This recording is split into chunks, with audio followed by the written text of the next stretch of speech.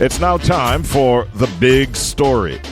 Now, Wayne Chen is the president of the Jamaica Employers Federation, the JEF, and he's advising students entering tertiary institutions to research current market needs before selecting a field of study.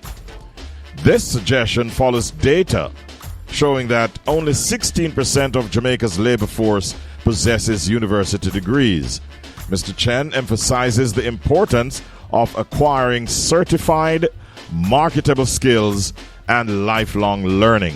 We're very pleased to be joined this morning by Wayne Chen, our very special guest. Good morning, Mr. Chen. How are you today? I am very well, thank you much. It's an honor to be on your program, sir. Glad to have you. Whenever we get the opportunity, we always have some meaningful conversations, Wayne. Now, you have been looking, no doubt, at what's been happening in our universities and with our workforce, and you have some concerns, it seems. My concerns are long-standing. When I entered the University of the West Indies in 1976, at that time, just over 1% of Jamaicans possessed a tertiary degree. Fast forward 30 years, that number had risen to over 10%. And nowadays, it's around just under 20%, or in the 20% region in terms of tertiary qualifications. So you can see that that number has grown exponentially. Yes. When I entered university straight out of high school, the expectation was clear. If you had a university degree, your future was virtually set in Jamaica because we were one of an elite few. And it hardly mattered what you studied. You would find something meaningful in terms of a career that could give you the Jamaican dream. A car at some point, perhaps in your 20s, paying down on a home and living well. Over the years, that dream has been pretty much disrupted. I sat on a high school board in the 1980s as a young man. Mm-hmm. And I saw some of my best students selling what we used to call pants lengths in the market. And one day, I remember saying to one of my more promising youngsters, right, an entrepreneurial young man. And he said, Mr. Chen, the truth is that I can make more money selling in the market than I could if I was to go on to college and become a teacher. My teacher can't even drive a car. I buy a car in 2 years. People make rational economic choices. Yeah. But they, in the early, understood where the supply and demand was. It would be better for them to go and do some buying and selling. You remember the days of the ICIs. Yes. Than to stay around in a university, get a degree, even a science degree, and go and teach in a school, and then you'll be walking on the road for 10 years because you couldn't afford a vehicle. Young men made rational economic choices. Yes. Nowadays, the dilemma I see is that we create an expectation in many of our young people, and that expectation is developed from early days. Put your head down, study hard, go to university, go to UWI, go to UTech, go to NCU, go to UCC, the plethora of tertiary institutions, teachers' colleges, and so on. And your career path is set, you will be able to buy that Jamaican dream. But unfortunately, many of the degrees that they study for are not what they are going to utilize those specific skills in. Now, I want to put a big caveat here. The market asks for critical thinking, the ability to utilize and manipulate technology, information, and so on, working with diverse groups and so on. This might not be what they teach you on the blackboard in the classroom, but these are skills that you should be developing in university that are universally applicable. So you may get a degree in French, or a degree in international relations, or a degree in political science. You will not leave university and get a job in those fields unless you're going to teaching. That is the case. We graduate hundreds of international relations graduates. We don't need hundreds of people going into the diplomatic corps or into the Ministry of Foreign Affairs. That's only going to be a handful. So the assumption is that these graduates have learned other skills, many of them not obvious, but what we call employability skills. You would have learned how to critically analyze data.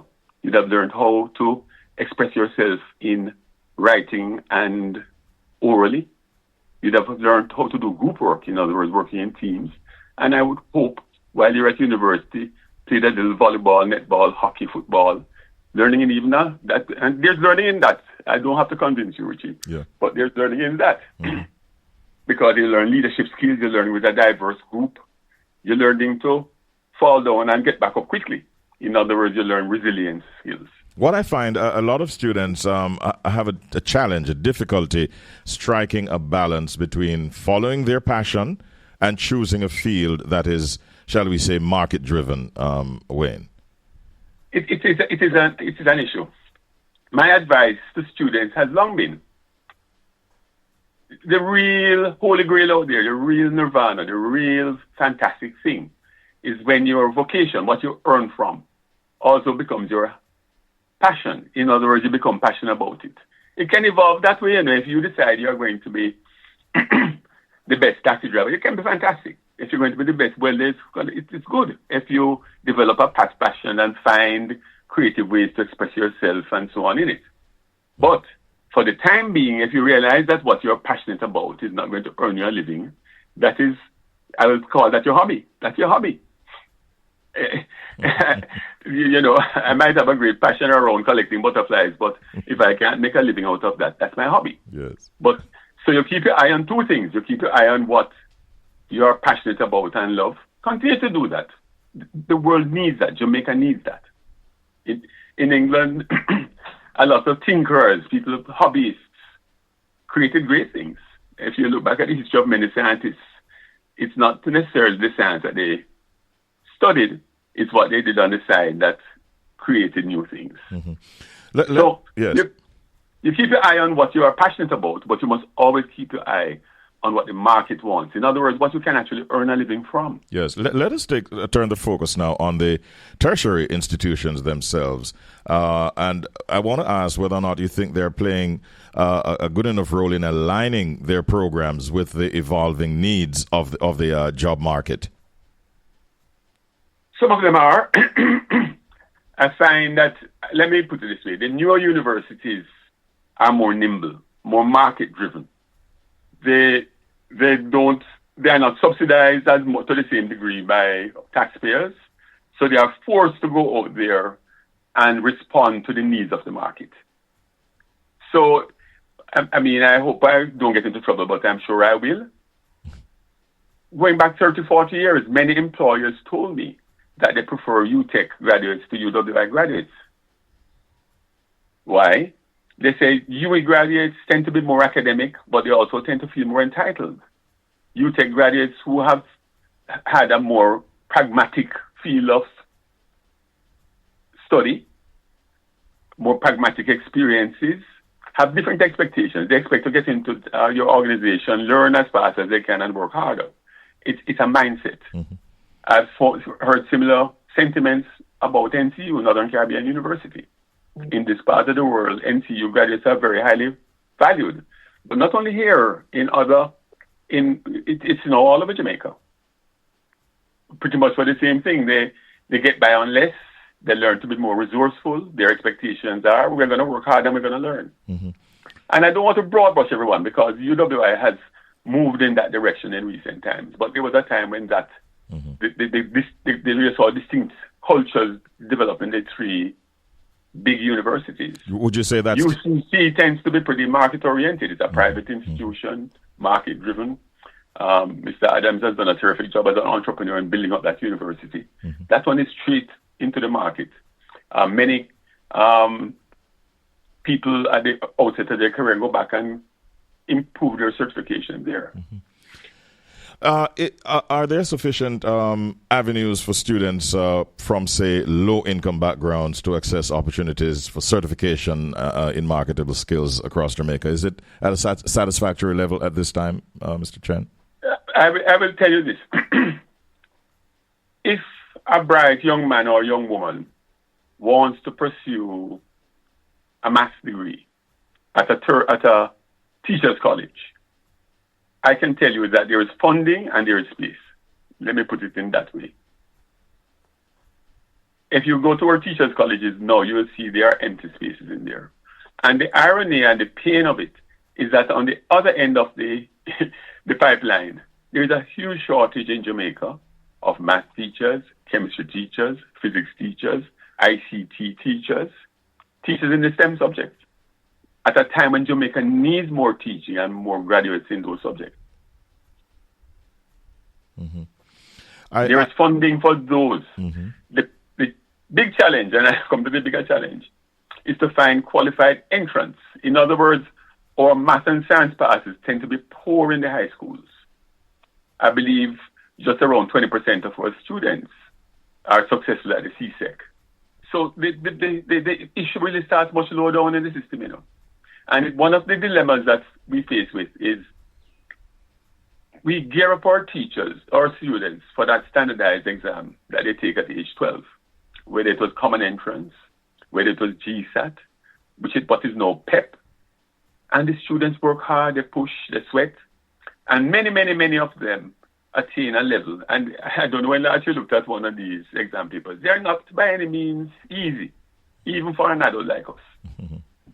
But for the next 3 years, a lot of the students cruise. So by the time we come back around to CSEC and you realize you're in fourth form and have to do the next set of standardized exams, if you were to draw a straight line from that student who got 75, 80 on math in PEP, it's not an automatic thing that they pass CSEC math. And something that has gone wrong in the middle of our system. Mm-hmm. I'm really enjoying this conversation. Wayne, what are your thoughts on the disparity between male and female enrollment in the tertiary institutions across the island? Rational economic choices. Many of the boys leave earlier to engage in what I call male-dominated activities. It comes back to my conversation 40 years ago with my bright young student in Christiana, who was selling in front of the market and who today is a very, very successful entrepreneur. Mm-hmm. They did a rational thing. The girls went on to become nurses, teachers, accounting clerks, and so on, bright girls. The bright boys, many of them, not all of them, one of them ended up as a chef on a top European hotel chain. It's students I tracked for 40 years. Yes. But the boys say, look, when they look at the teachers in school, they say, but that man can't even drive a car. And if I go to teachers' college, it might be 20 years before I drive a car. I know I can go and drive a taxi now. I know I can do some buying and selling now. I know I can fly down to Panama, load a barrel and come back and work hard, hustle, put two things together. Over time, we make rational economic choices. Mm-hmm. And we created an economy that broke the link between education and economic attainment. Yes. It's something that we did. It's something I remember Felix Paul Robertson, a former minister of government, talking about how he was able to buy a little Austin 2 years after becoming a teacher. I remember one young man, well, not so young, came to my home in the this would have been in the late 1980s, mm-hmm. to do the installation of some electrical fixtures. And we were laughing. He said the last time he was able to buy a new car when he was straight out of high school. And he went to work and his boss said to him, you need to drive to work if you're going to work at my place. And he sent him down to Central Motors in Mandeville, which was a Ford dealer. Mm-hmm. Believe it or not, we had a Ford dealership in Mandeville. Okay. And he said he got a little Cortina. For those of us old enough, Richard, to remember what the Cortina looked like. I do. And 20 years later, he was still driving the same Cortina. Oh, really? Because he could not afford to buy a bicycle and new car. We broke the link. Mm-hmm. Interesting facts you've shared with us this morning. Pity we are out of time, but I look forward to our next conversation. Always a pleasure to have you on, Wayne. Thank you much, and have a good day. Thanks for the opportunity. All right, always a pleasure.